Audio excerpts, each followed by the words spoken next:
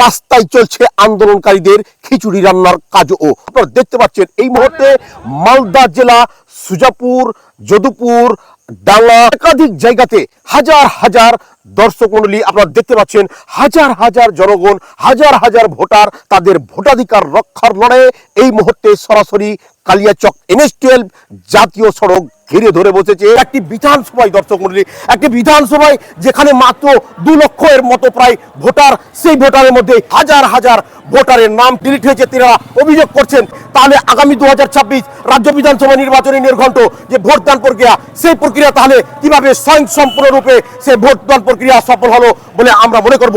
মানে এই যে রাজ্য বিধানসভা নির্বাচনী নির্ঘণ্ট সেই দামা বেজে উঠেছে, আর তারপরে পরে যে একটা ভোটের প্রক্রিয়া তাড়াতাড়ি সারতে হবে, সেই উদ্দেশ্যে কিন্তু খুব তাড়াতাড়ি সেই সাপ্লিমেন্টারি লিস্টও কিন্তু বেরিয়েছে। তবে সব থেকে বড় কথা, সেই সাপ্লিমেন্টারি লিস্টে হাজার হাজার ভোটারের নাম কিন্তু ডিলিট হয়েছে। ছাত্ররা পরীক্ষা দিতে যেতে পারেনি, আমরা কলেজে যেতে পারিনি, স্টাফ কলেজে যেতে পারেনি, স্কুল যেতে পারেনি, মানুষ রাস্তায় চলাচল করতে পারেনি। সাধারণ মানুষ আতঙ্কিত হয়ে, বিভ্রান্ত হয়ে, কোথাও কোনো স্থান না পেয়ে তারা রাস্তায় এসে দাঁড়িয়েছে। এ দায়িত্ব সরকারকে, নির্বাচন কমিশনকে এবং সুপ্রিম কোর্ট, হাইকোর্ট বা আমাদের ডিস্ট্রিক্ট কোর্ট সকলকেই দায়িত্ব দিয়ে।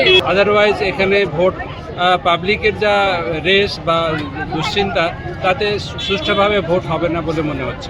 ততক্ষণে কিন্তু মোথাবাড়ি বিধানসভার সমস্ত ভোটাররা তারা কিন্তু এই মুহূর্তে সেই রাজ্য সড়ক ঘিরে ধরে বসেছে যে আমাদের নাম সঠিক ডকুমেন্টের উপরে ভিত্তি করে খুব তাড়াতাড়ি মূল্যবান সেই সমস্ত ভোটারদের নাম সরাসরি ভোটার লিস্টে এনলিস্টেড করা হোক। কারণ আগামী দিনে দেশ উন্নয়নের ডাকে রাজ্যের শিক্ষা ব্যবস্থা, রাজ্যের স্বাস্থ্য ব্যবস্থা, রাজ্যের যোগাযোগ ব্যবস্থা, পুরোপুরি ব্যবস্থাকে সামগ্রিকভাবে পশ্চিমবঙ্গকে সমুন্নত করে তুলে ধরতে ভোটদান প্রক্রিয়া, সেই প্রক্রিয়ায় তারা অংশগ্রহণ করতে চায়। তারা কিন্তু একটা কথা বলছে যে কোন ধরনের একটা কুচক্রান্ত চলছে।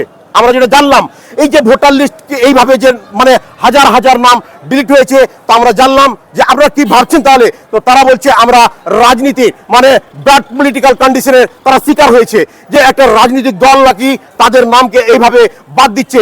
তবে নির্বিশেষ সামগ্রিকভাবে একজন ইন্ডিয়ান হিসাবে আমরা যেটা জানি, আমরা সত্যিকারের ভারতের একজন সুনাগরিক, এবং ভারতের সুনাগরিকের ভোটার লিস্ট থেকে ভোটাধিকারকে কেড়ে নেওয়ার কেউরই অধিকার নাই।